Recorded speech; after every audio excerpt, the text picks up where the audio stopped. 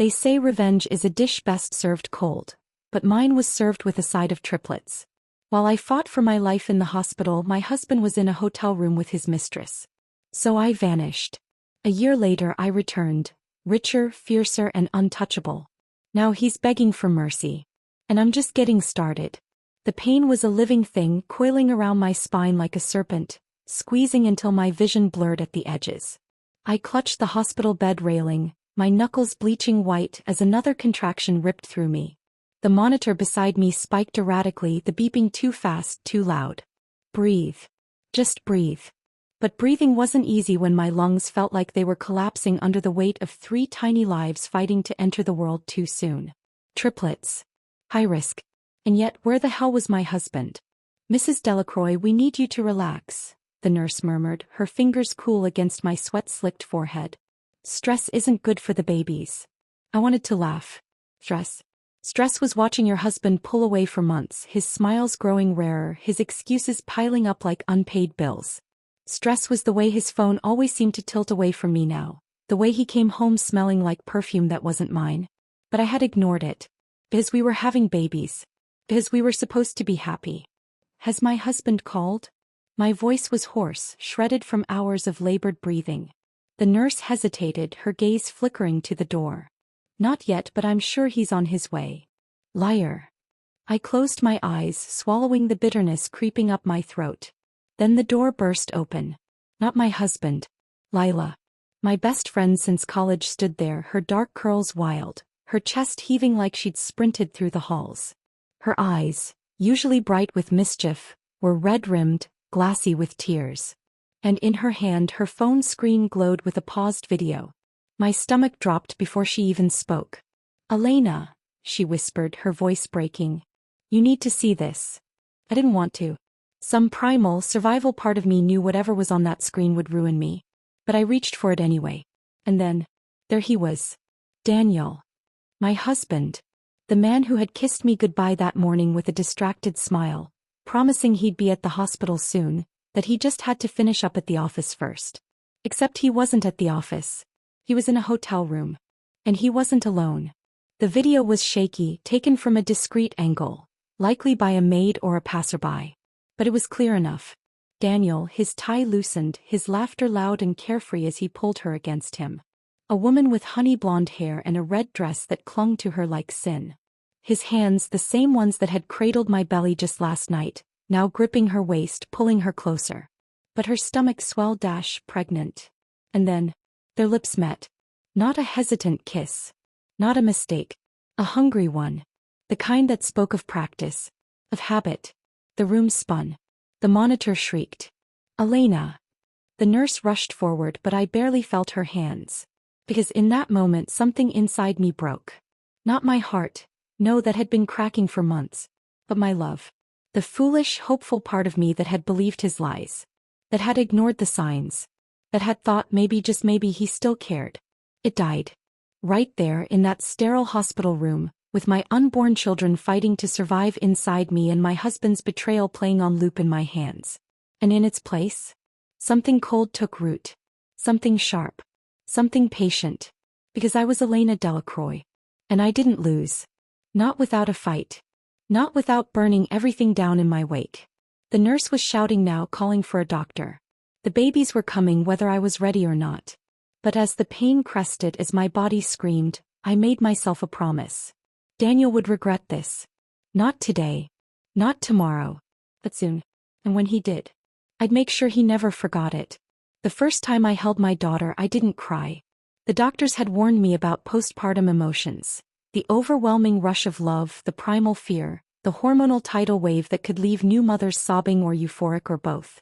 But when the nurse placed my tiny red-faced baby girl against my chest, her miniature fingers curling reflexively around my thumb, I felt nothing but a hollow, echoing silence.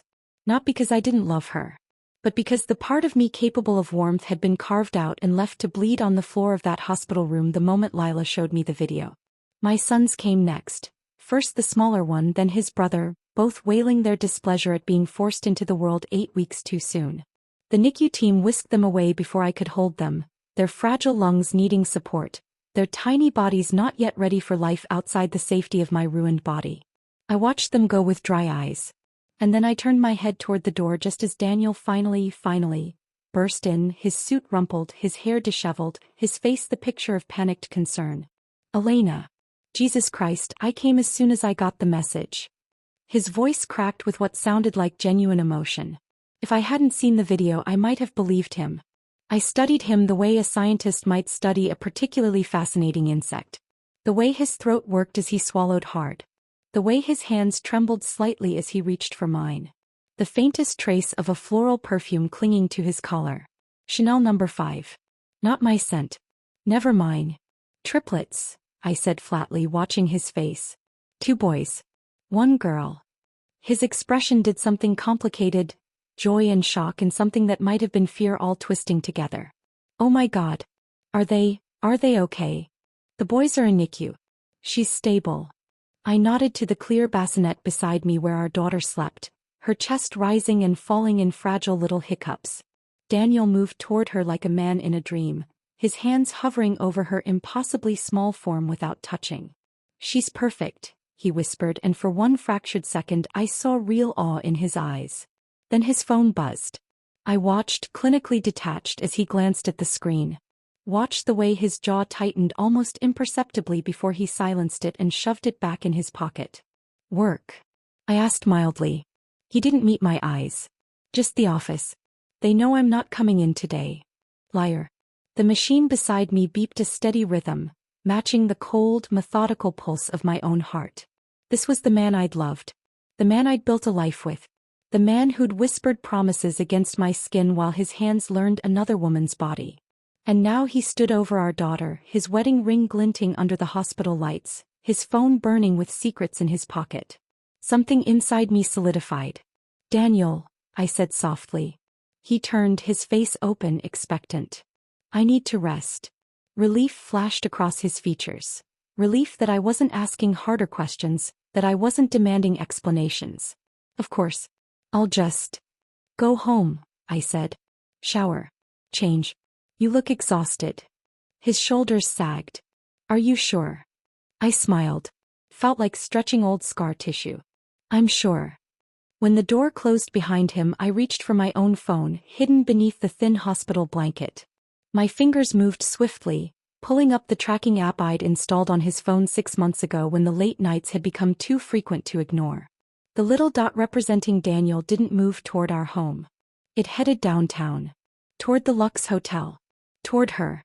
I closed my eyes and breathed through the fresh wave of pain, not from childbirth, but from the final fatal severing of whatever fragile hope might have remained. When I opened them again, Lila was standing in the doorway, her arms crossed, her expression grim. "Well?" she asked. I looked down at my daughter who would never grow up watching her mother beg for scraps of love from a man who couldn't be faithful. "Start the paperwork," I said. Lila's eyebrows rose. "Which part first?" "All of it." Because I wasn't just leaving. I was going to erase myself from Daniel Delacroy's life so completely, he'd wonder if I'd ever existed at all. And when he realized what he'd lost, it would be far, far too late. The human body takes 6 weeks to recover from childbirth. 6 weeks of bleeding, of aching stitches, of swollen breasts and sleepless nights. 6 weeks of hormonal tsunamis that could drown even the strongest woman in waves of irrational grief or unexpected rage. I used every second of them to plan. While Daniel played the doting father, bringing tiny hats from the NICU, cooing over grainy ultrasound photos in his office, pretending not to jump every time his phone buzzed, I worked. Quietly. Methodically. Like a surgeon preparing for the most delicate operation of her life. By the time the doctors cleared me for normal activity, I was ready.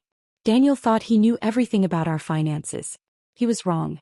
The offshore account I'd opened 3 years ago, back when his late nights first started, had grown fat on redirected funds. Small amounts, siphoned slowly from our joint accounts, from the investment dividends he never checked, from the charitable donations I'd meticulously logged but never actually made. Just like that. I never thought it will come to that. Enough to disappear. Enough to never need him again. The morning of my discharge, while Daniel was in a shareholder meeting, I emptied every remaining shared account. Left just enough to avoid triggering fraud alerts. $11,342.56 in his personal checking, the exact sum he'd spent on her diamond bracelet last Christmas. Poetic, really. Lila came to the hospital with 2 folders. The first contained forged documents, a rental agreement for a cabin in Montana, printed on conspicuously generic paper, complete with fake landlord contact details. A one-way plane ticket purchased under my name for a flight I'd never board. A receipt from a pawn shop in Nevada for my wedding ring. All designed to send Daniel chasing shadows across the country. The second folder was more interesting. Divorce papers. Ironclad. Airtight. The product of the best family law attorney in the state, retained under a false name 6 months prior. Filed in a jurisdiction known for favoring mothers, especially mothers of premature triplets. I signed with a steady hand. The babies came home on a Thursday. Daniel insisted on driving us himself, hovering like an anxious ghost as the nurses showed us how to work the oxygen monitors for the boys. He even cried when we buckled our daughter into the car seat. Real tears, the kind that made me wonder if there was some fractured part of him that actually cared. It didn't matter. At 3:17 p.m., while Daniel was in the shower, I loaded the babies into the unmarked van idling in our garage. The driver, a discreet woman recommended by Lila's security consultant brother, didn't speak as she entered the coordinates for the private airstrip. I didn't look back at the house. The tech part was scarily easy. A pre-programmed script wiped my presence from every shared device the moment the van passed the city limits. Cloud accounts dissolved. Social media profiles morphed then vanished. Even the baby monitors in the nursery began feeding static to Daniel's phone instead of video.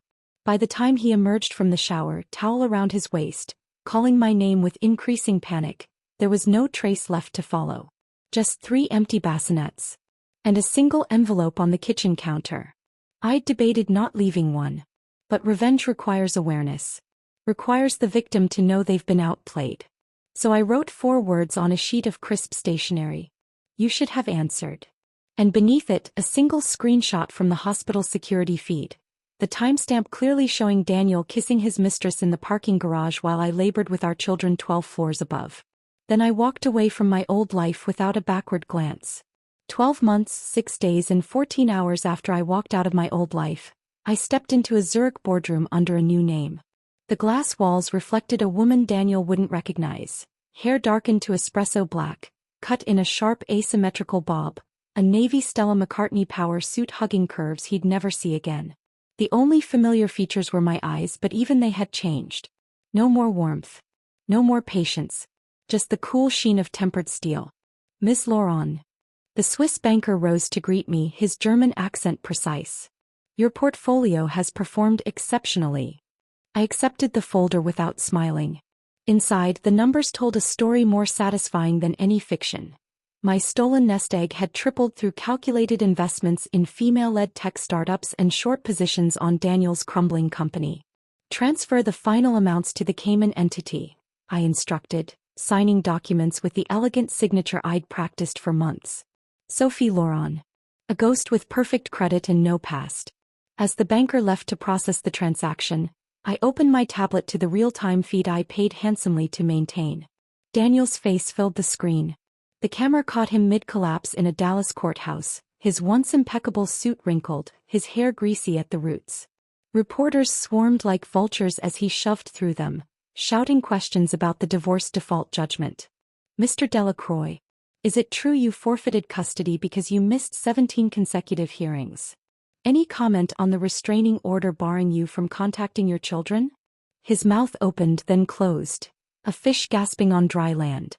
I knew exactly what he was remembering. The missed court dates because he'd been too busy chasing my fake leads to Montana, the legal fees draining his accounts dry, the moment his own attorney quit after finding the mistress's deposition proving his infidelity. I zoomed in on the vein throbbing at his temple. Beautiful. My encrypted phone buzzed with a Zurich area code. It's done, Lila said. Her voice still carried the same vicious satisfaction from when we'd first watched Daniel's company stock plummet after I leaked his trade secrets to competitors. The Monaco property just closed. I glanced at the architectural renderings on my tablet. A cliffside villa with a nursery wing designed for 3 toddlers. Send the team to install the security system. I want facial recognition programmed for his profile. Pause. You're really going through with the final phase? Outside the window, snow began dusting the Alps. I thought of my daughter's first steps last week, of the boys' synchronized laughter during bath time, of everything Daniel would never witness. Watch me. 3 days later, a carefully worded press release hit financial wires. Lauron Capital acquires controlling stake in Delacroy Industries. Daniel called my burner phone within 6 minutes.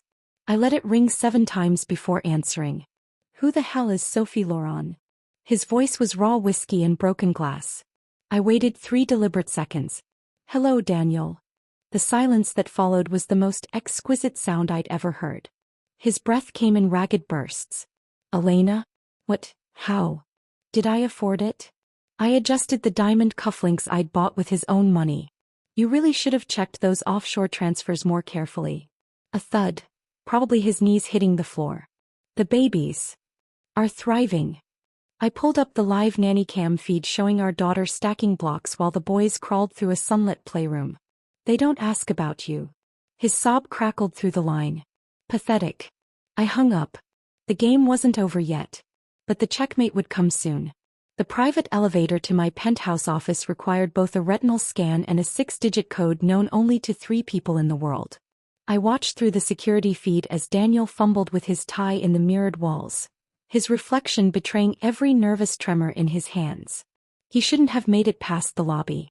That was the first thought that sliced through me as the elevator doors slid open. The concierge had strict instructions to turn him away. The security team should have intercepted him at the street. Yet here he stood, breathing my air, his cologne, still that same damn Tom Ford blend, clawing at memories I'd buried. I didn't rise from my chair. Mr. Delacroy.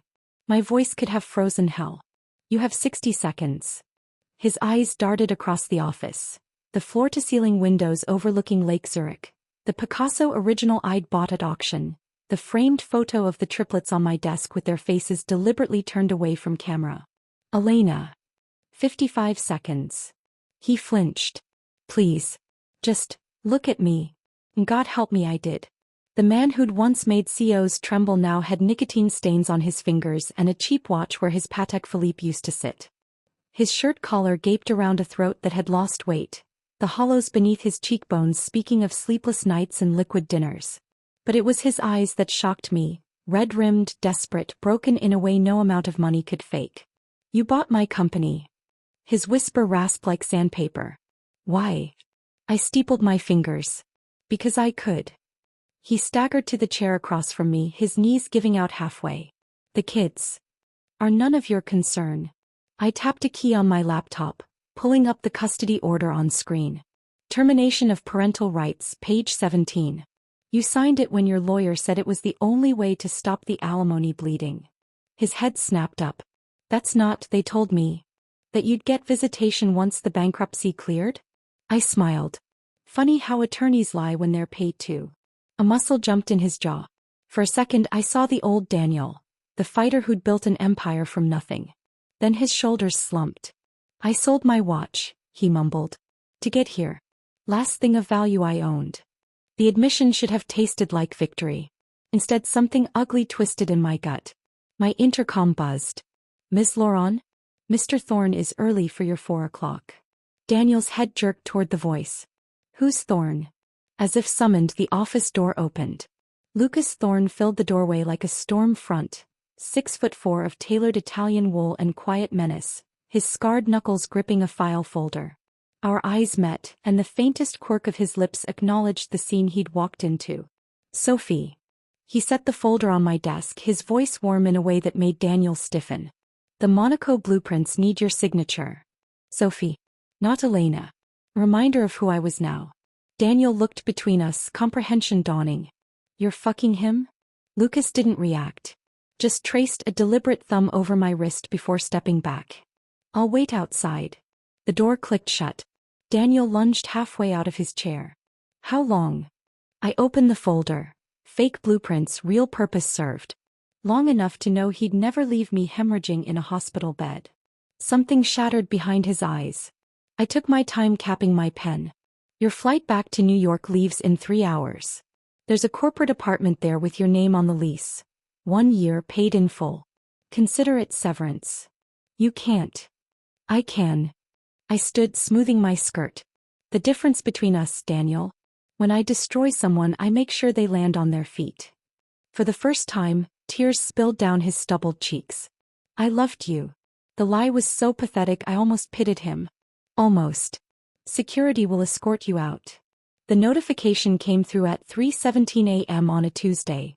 A red flag on the secure legal monitoring system I'd paid 6 figures to install. I sat bolt upright in bed, the silk sheets pooling around my waist as I grabbed my tablet. The alert pulsed like a live wire. Motion filed in New York Family Court, Delacroy versus Lauron, a petition to vacate termination of parental rights. Lucas stirred beside me, his sleep-rough voice cutting through the dark. Problem. I didn't answer. Just stabbed at the screen until the document loaded. And there it was, Daniel's desperate last-ditch Hail Mary. With one horrifying twist. The motion was signed by Caroline Mercer-Strauss. The same Caroline Mercer-Strauss who'd successfully argued 2 parental rights cases before the Supreme Court. The same Caroline whose 98% win rate made her the most feared family law attorney in the Western Hemisphere. The woman who never took losing cases. Lucas flipped on the bedside lamp as I scanned the filing. How the hell did he afford her? My thumb hovered over the line listing the co-counsel of record. He didn't. The name beneath Caroline's wasn't some junior associate. It was Richard Delacroy, Daniel's estranged billionaire father. By dawn my war room was operational. Lila video-called from Monaco, her pajama-clad shoulders tense as our security team projected the Mercer-Strauss firm's tactics on the screen. They're alleging duress, she said, highlighting a paragraph. Claiming Daniel signed the termination under financial coercion. Lucas paced behind me, his bare feet silent on the marble. Can they prove it? Doesn't matter. I pulled up the custody orders enforcement clause. The Swiss courts already. Richard owns a judge in Geneva, Lila interrupted. Remember the uranium mining scandal? The air left my lungs. This wasn't just about Daniel anymore. This was the Delacroy dynasty declaring war. I found the triplets building block towers in the sunroom, their nanny hovering nearby. 3 years old now, with Daniel's stubborn chin and my mother's exact shade of hazel eyes. Who's grandpa? Matteo asked abruptly, not looking up from his red plastic bricks. I slid down my spine. Where did you hear that word? Isabella held up a tablet. My tablet, the one I'd left unlocked last night. On screen, a paused video call showed Daniel sitting beside an older man with silver temples and a smile like a shark. The nanny gasped. They must have. It's fine. I pried the tablet from tiny fingers, my pulse hammering. Because Richard Delacroy didn't do accidental video calls. This was a message. I can reach them anytime. Caroline Mercer-Strauss called at precisely 8:01 a.m. No discovery process, she said without preamble. Her voice was cultured, calm, the verbal equivalent of a scalpel. My client proposes binding arbitration. I watched Lucas tense by the window. Terms. Joint legal custody. Supervised visitation reinstated immediately. Pause. And the children take the Delacroy name. The audacity stole my breath. They have a name, I hissed. Not legally. Caroline's tone turned pitying. Swiss birth certificates require a father's signature, Ms. Lauron. Those children don't exist. The line went dead. Lila arrived by noon, her laptop already open to the Swiss Civil Registry. She's right. The triplets are listed as Baby Girl, and Baby Boy B, and Baby Boy C, from the NICU records. Lucas slammed a fist on the table. That's blackmail. No. I stared at the live feed from the nursery, where Isabella was braiding her doll's hair with fierce concentration. It's chess. Richard had waited 3 years to make his move. Let me build a fortune, let Daniel hit rock bottom. Also he could swoop in as the family savior. And now my children were the pawns. I opened the safe behind my desk. Pulled out the one file I'd hoped never to use. Call Mercer-Strauss back, I told Lila. Tell her we'll arbitrate. Lucas grabbed my wrist. You can't seriously. I showed him the folder's contents. His face went pale. Because some wars couldn't be won with money or lawyers. Some required blood. The arbitration hearing was set for 9 a.m. in a private Geneva courtroom, the kind where the walls were paneled in rare mahogany and the silence cost more per hour than most people earned in a year. I dressed with surgical precision, ivory Roland Mouret dress, pearl earrings, Louboutins so sharp they could draw blood. Armor disguised as elegance. Lucas fastened the clasp of my diamond tennis bracelet, his fingers lingering at my pulse point. "You're sure about this?" I met his gaze in the mirror. "Watch me destroy them." Richard Delacroy arrived first. At 72, the patriarch still carried himself like a man used to bending the world to his will. His bespoke suit probably cost more than Caroline Mercer-Strauss's retainer, his cufflinks the same platinum and onyx set he'd worn when threatening to disown Daniel for marrying me. His smile when he saw me was all teeth. "Elena. Or should I say, Sophie." I sipped my espresso. "Call me whatever lets you sleep at night." The door opened. Daniel entered flanked by 2 associates, his gaunt face lighting up when he saw the empty chair beside his father. Reconciliation written in the way Richard clapped his shoulder. Caroline set her briefcase on the table. "Shall we?" "One moment." I checked my Cartier tank watch. "We're expecting one more witness." Daniel froze. "What witness?" The answer came in 4-inch Valentino heels. Jasmine Leclerc swept into the room like the avenging angel she'd never intended to be. Her honey blonde hair was shorter now, her once sun-kissed skin gone sallow under the fluorescent lights. The red-soled shoes were last season's, the Chanel bag slightly frayed at the edges.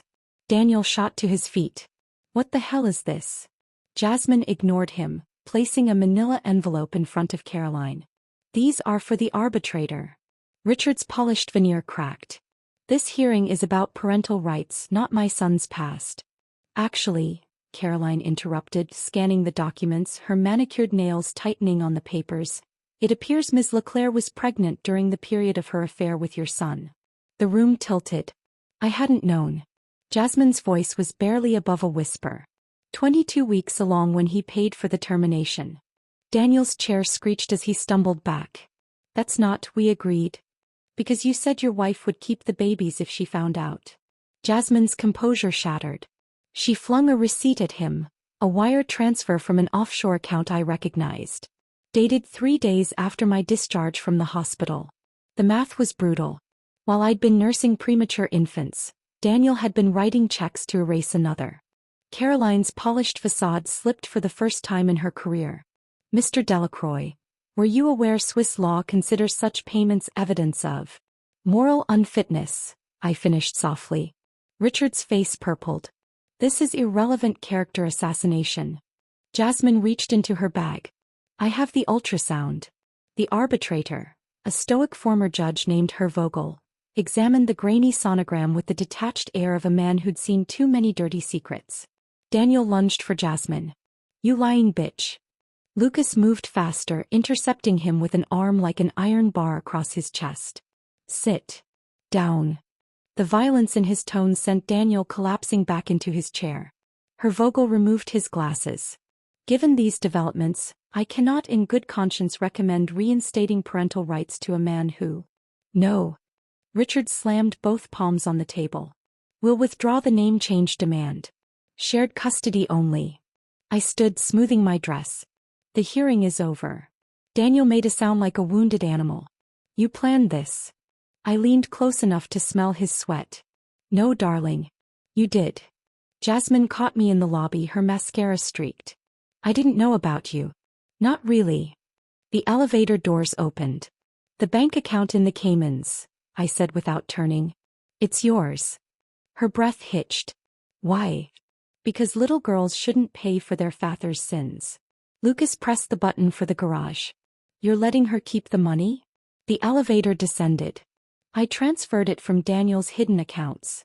His laughter echoed off the brass walls. "Poetic." I checked my watch. The triplets would be waking from their naps soon. Time to go home. The Monaco villa should have felt like a sanctuary. Moonlight streamed through the floor-to-ceiling windows, painting silver streaks across the Mediterranean. The triplets were asleep down the hall, their soft breaths audible through the baby monitors. Everything was perfect, and yet I couldn't sleep. Lucas's arm was a warm weight around my waist, his breathing deep and even against my bare shoulder. We'd fallen into bed together after the arbitration hearing, the adrenaline of the day burning off in a feverish tangle of limbs and whispered promises. But now in the quiet dark my mind wouldn't stop racing. What are we doing? I slipped out from under his hold, padding barefoot to the terrace. The night air was salt-kissed and cool, the horizon an endless stretch of black meeting deeper black. Can't sleep. Lucas's voice came from behind me, rough with sleep. I didn't turn. Too much to think about. He stepped up beside me, shirtless, his scars catching the moonlight. A jagged slash across his ribs, another along his collarbone. Battle marks from a past he rarely spoke about. It's over, Elena. His fingers brushed mine. You won. I let out a slow breath. Did I? Because winning had always been about the triplets. About making sure Daniel could never hurt them, never disappoint them the way he'd disappointed me. But now, standing here with Lucas, I realized something terrifying. I was happy, and happiness made me reckless. The knock came at dawn. Lucas was already awake, his body tensing before the sound even registered. He moved like a shadow, pressing a finger to his lips as he crossed to the door. I reached for the panic button under the nightstand. The security feed flickered to life on my phone. A woman stood outside, her dark hair pulled into a severe bun, her posture rigid. Military maybe. Or law enforcement. Lucas exhaled sharply. Fuck. I was on my feet in an instant. Who is she? He didn't answer. Just opened the door. The woman's gaze flicked past him, landing on me. I'm here for Thorn. Not Lucas. Thorn. His real name. Her name was Captain Elena Vasiliev. Former Russian intelligence. Current problem. She sat at our kitchen island like she owned it, sipping tea like this was a social call and not whatever the hell it actually was. You disappeared, she said to Lucas, her accent thick. People were asking questions. Lucas's jaw tightened. I retired. She laughed, a sharp, humorless sound. Men like you don't retire. They die. I crossed my arms. Get to the point. Elena's cold eyes assessed me. There's a price on his head. 5 million euros. The number hung in the air like a detonated bomb. Lucas didn't flinch. Who's paying? The same man who paid for the Dubai job. She set down her cup. He knows about her. About the children. My blood turned to ice. Oh. I'd always known Lucas had secrets. The way he checked exits instinctively. The way he could disarm a man twice his size without breaking a sweat. The way he never talked about the years before we met. But this. You were a contractor, I said slowly, pacing the length of the library. A mercenary. Lucas didn't deny it. I left that life behind. And yet it found you. I stopped in front of him. Who's coming for you? His expression darkened. A man named Drachev. Russian oligarch. I was hired to extract his daughter from a bad marriage. Things went sideways. How sideways? The husband ended up dead. I exhaled. And the daughter? Disappeared. His gaze held mine. I don't regret it. I believed him. But that didn't make us safe. Elena left with a burner phone and a warning. Drachev's men are already in Monaco. They'll come for you, then her, then the children. In that order. Lucas waited until the door closed before turning to me. You should take the triplets and go. No. Elena. I didn't run from Daniel, I said, stepping into his space. I'm not running from this. His hands gripped my hips, rough and desperate. This isn't a custody battle. These men don't care about laws or money or. Then we'll make them care. I kissed him hard, pouring every ounce of my fury and fear into it. As I'd spent years building walls to keep the world out. But Lucas? He was the one person I'd let inside. And I wasn't letting go. By midnight, the villa was a fortress. Security teams patrolled the perimeter. The triplets were moved to a hidden panic room behind the wine cellar. And Lucas? He loaded a Glock with practiced ease, his expression unreadable. We draw them out, he said. Use me as bait. I strapped a knife to my thigh. No. Elena. We use me as bait. I met his gaze. Drachev wants leverage? Let him think he has it. Lucas's eyes burned. If this goes wrong. It won't. The first shot shattered the bedroom window at 2:17 a.m. I was already moving before the glass hit the floor. rolling off the bed, grabbing the pistol from the nightstand, my bare feet silent on the cold marble. Lucas was a shadow in the dark, his body angled between me and the door, his own weapon drawn. "Panic room," he hissed. Another shot. Closer this time. I didn't argue. Just sprinted down the hall toward the triplets' room, my pulse roaring in my ears. The nursery door was ajar. No. I kicked it open, gun raised. The cribs were undisturbed, the baby monitors still broadcasting soft static. But the hidden panel in the closet, the one leading to the panic room, was already open. And the nanny lay sprawled on the floor, a dark pool spreading beneath her head. Lucas cursed violently behind me. They knew where to look. As someone had told them. The realization hit like a bullet. Richard. This was his play. Eliminate Lucas, destabilize me, swoop in for the children when I was vulnerable. A metallic click echoed from the hallway. Lucas shoved me behind the dresser just as automatic gunfire chewed through the drywall, sending plumes of dust and splinters into the air. I clamped a hand over my mouth to keep from coughing. 3 shooters. Maybe 4. And the triplets were gone. My phone buzzed in my pocket. Unknown number. I swiped to answer, putting it on speaker. "Miss Laurent." The voice was thickly accented, smug. "Drachev. You have something I want." Lucas's jaw tightened. "I want my children back," I said, my voice steel. A chuckle. "First you bring me Thorn. Then we talk." A second call beeped through, Richard's number flashing on the screen. Of course. I mouthed to Lucas, "Play along." Then I answered both calls simultaneously. Silence stretched between the 3 lines.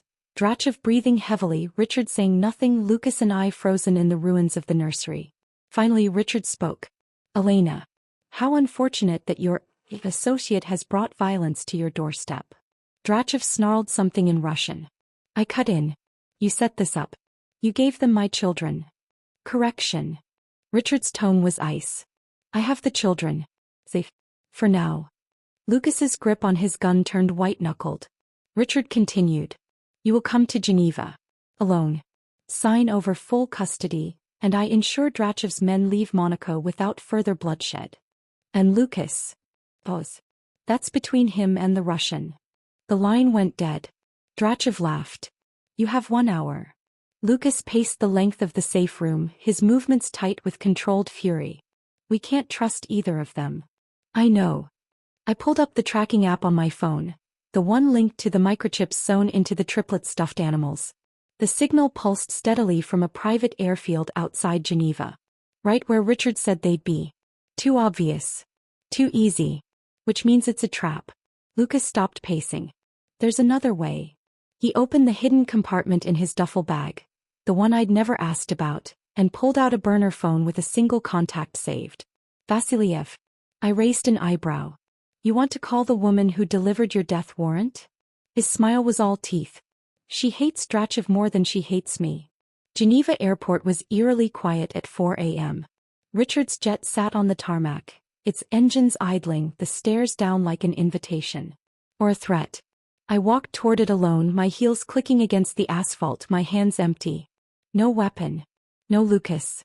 Just the wire hidden in my bra and the promise Elena Vasiliev had made before we left. Drachev's men will be dealt with. The cabin door opened. Richard stood at the top, impeccably dressed, his expression unreadable. Behind him, the triplets sat buckled into plush seats, their faces tear-streaked but unharmed. Isabella saw me first. "Mommy." My knees nearly gave out. Richard stepped aside. "Come in, Elena. Let's negotiate." I took the first step up. Then all hell broke loose.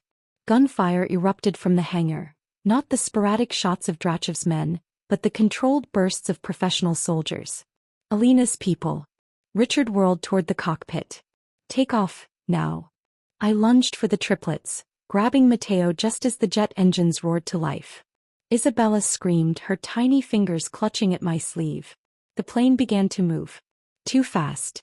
We weren't going to make it. A black SUV rammed the landing gear.